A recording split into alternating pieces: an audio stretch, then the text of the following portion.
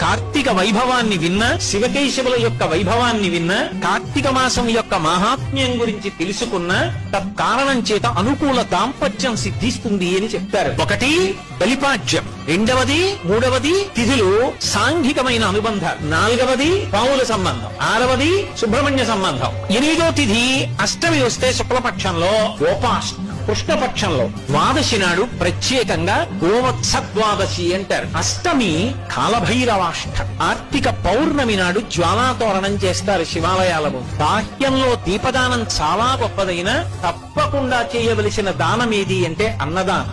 ఒక అతిథిని పిలిచి అన్నం పెట్టాలి. అది సాక్షాత్తు పరమేశ్వరుడి యొక్క ఉచ్ఛిష్టం.